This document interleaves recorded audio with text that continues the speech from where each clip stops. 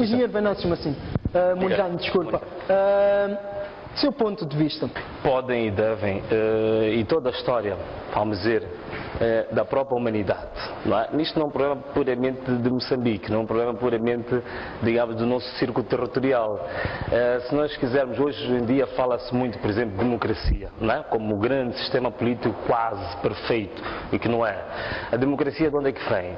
A democracia vem de um conjunto de pessoas, de intelectuais, dentro do quadro da Revolução Francesa, que eram jovens de menos de 30 anos, e que naquela altura, com condições extremamente difíceis para implementar aquelas ideias, implementaram-se, e hoje nós assumimos o modelo democrático como um modelo normal, um modelo quase que caiu assim do céu feito.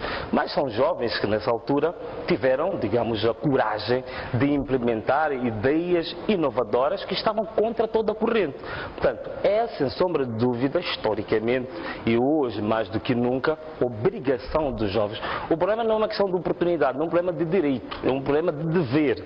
O jovem tem o dever de fazer alterações e de influenciar o próprio projeto político, porque, vamos lá, nós estamos a falar hoje que Moçambique é uma população, a nossa pirâmide etária, não é? É uma população maioritariamente jovem. O que faz a política é nós transformarmos um problema coletivo numa política pública.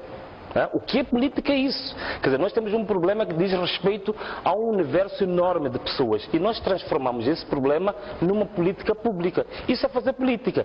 Então, se nós somos a maioria em Moçambique, os problemas da juventude, mais do que qualquer outro grupo etário, têm que se transformar em políticas públicas. E o que acontece é que Moçambique, vamos ao longo do debate ver isso com mais detalhes e com maior profundidade, estes problemas da juventude estão de forma muito residual e de forma muito, digamos, ténue, transformadas em políticas públicas. Agora, quem é o culpado disso? Logicamente que não é o governo, logicamente que é a própria juventude, porque um governo em qualquer parte do mundo, e isto não é um problema puramente moçambicano, o governo que vai tentar fazer é sempre tentar ter um controle cada vez maior sobre a iniciativa juvenil.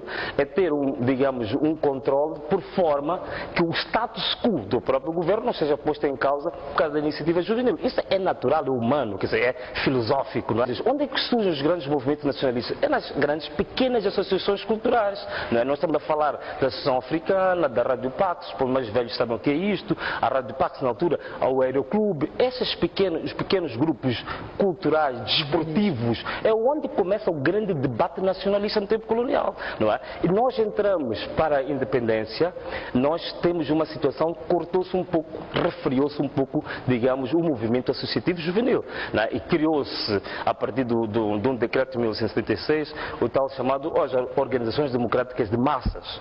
E o governo criou as Organizações Democráticas de Massas. Para quê? Eram organizações que, por natureza, deviam estar inseridas dentro dos quadros do Partido de Frelimo.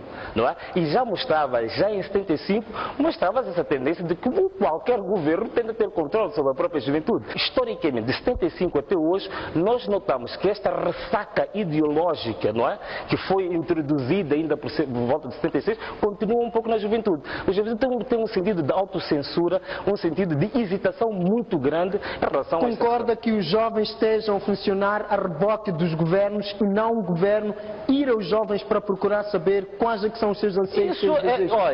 Isso é insubismável, quer dizer, é sem sombra de dúvida que os jovens hoje não só estão a reboque. Quando tu dizes reboque, estás a usar uma expressão até para mim muito pacífica. Hoje os jovens estão numa situação ainda muito mais grave. É que hoje os jovens fizeram uma espécie de um casamento de conveniência com o governo, não é? Os jovens hoje não conseguiram, acabaram cedendo esse assédio político que é normal que os governos fazem em relação aos jovens. E, se queres um exemplo muito simples e concreto, não é? Eu hoje, por acaso, fiz questão de trazer aqui o relatório de implementação da Declaração de Choca, que isso foi feito pelo governo. Atenção a uma coisa, quando surgiu esta declaração em 2002, feita pelos jovens, o natural é que nós tínhamos um Conselho Nacional de Combate ao SIDA, Conselho Nacional da Juventude, que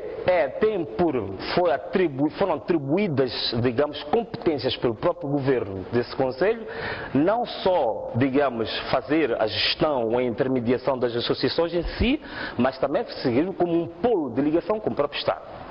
O normal é que depois de 5 anos, o próprio Conselho, a própria juventude, faça um relatório daquilo que eles declaram que pretendem, a longo prazo, faça um relatório se isso foi alcançado ou não. Aconteceu exatamente o contrário. É o governo que faz um relatório a dizer que aquilo que os jovens queriam em 2002, isto foi alcançado e aquilo não foi. E o que acontece? Com todo respeito, não chatei comigo, o que acontece é que esse relatório é um relatório desastroso. É desastroso. Isto é uma vergonha. Não há nada pior que os jovens têm mecanismos para reagir a isso? Penso que se não têm, deviam ter. Se tu queres uma coisa desastrosa que eu vou dizer que aparece aqui, eu vou dizer já. Dizem aqui, por exemplo, que no âmbito da declaração de choque, em 2006 o governo implementou um plano estratégico de educação e cultura. Em 2006. Mas este plano estratégico de educação e cultura, na verdade, surge no âmbito do programa quinquenal do governo.